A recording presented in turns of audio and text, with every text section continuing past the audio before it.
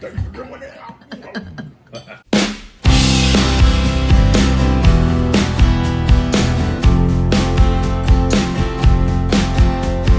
Hey everybody, welcome back to the Classy Redneck.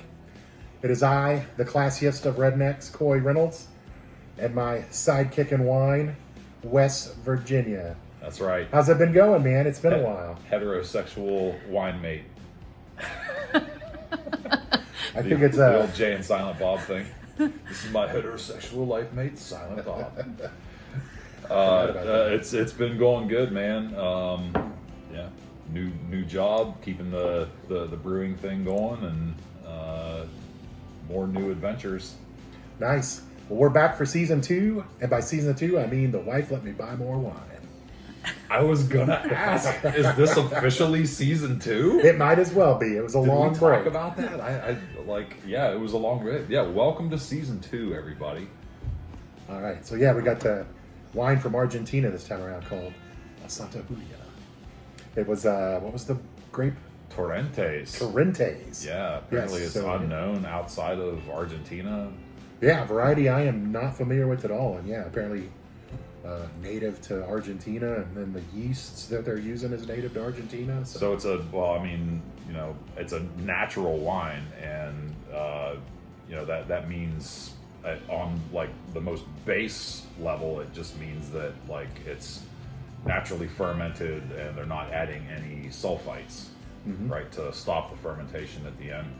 But like these guys have gone, it seems like, to a much deeper level with the whole natural thing. The grapes are hand picked, not machine harvested, and fermented, apparently, from what we were reading, just with the naturally occurring wild yeast on the grape skins. The local yeast. So it's like old school. This I'm curious to see what's in store for us here. So I mean, everything about this wine is Argentina. So our thought was Thanksgiving. We were at the store at First Friday doing a tasting, and they were selling it as a wine to pair with Thanksgiving dinner. Specifically, the green bean casserole with the creaminess of the green bean casserole. Okay. And my thought was, I don't want to do a Thanksgiving episode, but I did it in Knights and Pilgrims, and. But I wanted to get a little more classy redneck, and I thought, what good creamy dish would pair with this? And my thought was good old-fashioned chicken and dumplings, Southern style. But yeah, we picked these up, 23 $23 a bottle, I think is what it was. It was. And we found them online for 16, so a little buyer's remorse there. But No, you were supporting a local business. Oh, that's right. Well, let's check her out. Yeah, let's check it out. I like these glasses, man. It's like takes up your whole hand. It's like a softball. It is pretty huge.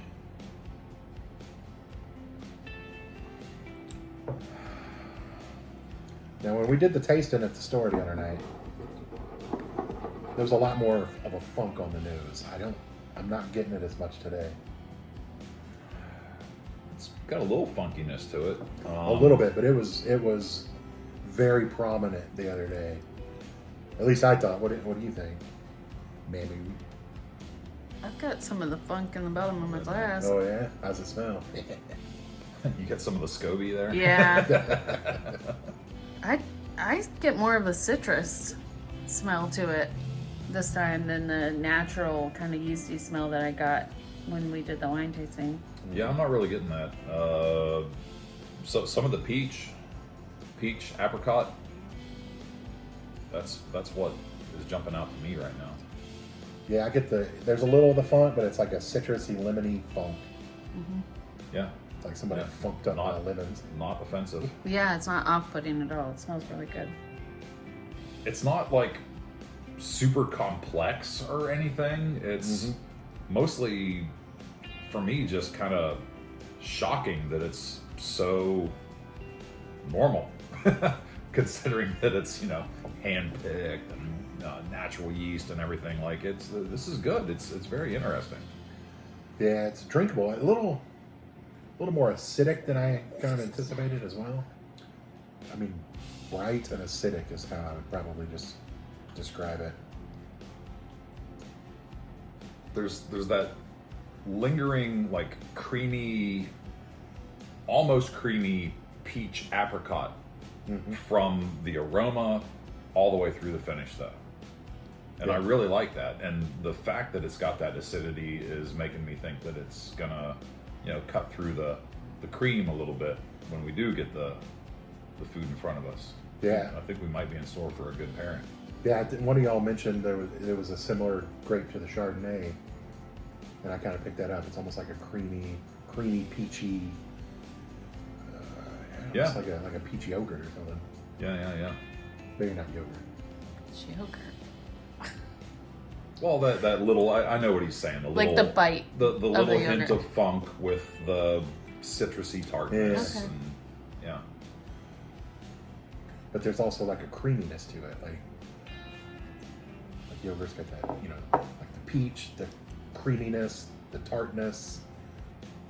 Which I don't think I was getting the creaminess when it was cold. I think I'm starting to get it more now that it's it's warmed kind up of a opened couple up a degrees. little bit now. Yeah. It's warmed up.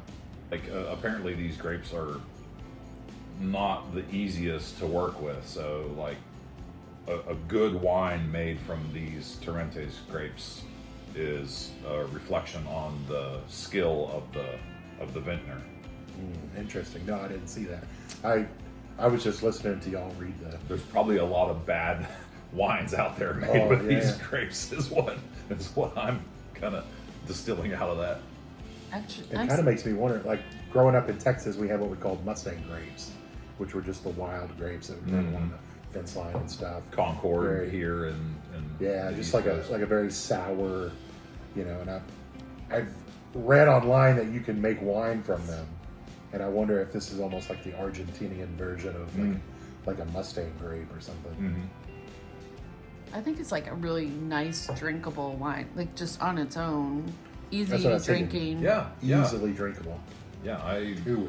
will very likely finish this glass before we even get the chicken and dumplings in front of us here. Well, luckily, I've got a whole Whole That's not just for other display, buddy.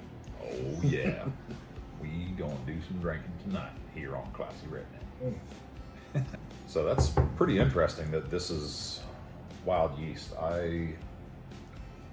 In my years as a brewer, wild yeast fermented beers tend to be significantly funkier than a beer brewed fermented with a cultivated yeast. Yeah, I always think like a lambic or something when I think wild yeast, and it's that fruity but super tart and Yeah, they can be ranging anywhere from like crazy tart to like really funky barnyard. Horse blanket is a very common term that's used. Which I don't know that I've ever smelled a horse blanket, but dun, dun, dun, dun. Let's feast.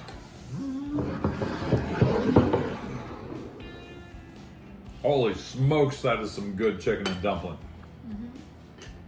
I wasn't sure with the weird little triangles and whatnot, but it ain't like Mom used to make, but dang it, it's good. it's pretty close to how my mom used to make it. First taste of the wine since you had food? Yeah. All right, let me get in there. Don't say anything yet. Got some saltiness on the palate lingering from my last bite of the chicken and dumplings. When I swallowed that wine, the first thing I had was a huge explosion of like peach and apricot flavor. But then I don't know if it's just the alcohol content or something having to do with the yeast character of the wine, but I got this like that like throat burn of like as if the food was too salty. Yeah, I don't get the throat burn. I do know what you mean though when like the creaminess of the chicken or dumplings cut the creaminess of the wine, I feel like. Yeah, the like perceived But creaminess. it did intensify those fruit flavors. Mm-hmm. So that first sip after this was just very intense peach and apricot. I think it might be the dumpling to the wine that's giving that like extra salt kind of flavor. because I know what you're talking about. It's almost spicy feeling. It's not spice like heat spice. It's like a spicier, like pop in your mouth. That salty kind of. Yeah, like a. I mean, that's what I've always called it, like a salty throat burn. So. The chicken to that lets the wine stay creamy. Ooh. We're dissecting the chicken and dumplings now. I like this. But when you do the dumpling to that, it's got that little bit of like pop of. Whoa. Right? Yeah, I just had a big hunk of chicken. I mean, I'm still getting a little bit of that throat burn, but let's see. Let me get a couple of dumplings on a spoon here. It makes me wonder if that like tablespoon of salt that you threw in towards the end there, I wonder if the dumplings absorbed most of the salt. The dumplings, interesting enough, are also made, they're basically buttermilk biscuits that are just cut into thin pieces. So it could be the buttermilk too, to just throw this all into craziness. Like the sourness of the buttermilk. Like I just got two nice big hunks of the biscuit and it doesn't taste salty right now, but I feel like as soon as the wine hits my palate, it's going to be like, ah! Yeah, I've been fishing around. I noticed when I didn't get it the first time, I didn't have a dumpling. It was chicken, and I fished around for dumpling, and I'm getting that kind of a burn. And then I just had chicken again, and it wasn't there. So I don't know if you say burn makes it sound so negative. It's not that it's negative. It's just like this punch. I don't want it to be a negative thing, but it's like I associate it with bad restaurant soup. Yeah. That they've just been adding salt day after day after day. Well, buddy, we killed both bottles. Santa Julia. Sayonara. Farewell. All right, and thanks for joining us, everybody. If you like what you see, leave a comment. If you want to see something else, also leave a comment. If you don't like what you see, don't leave a comment. Yeah, don't leave a comment. I don't want to hear about it. Yeah, but whatever. Be sure to like, subscribe, ring my bell for notifications, all that stuff, and have a great redneck holiday. Happy Turkey Day. Doing.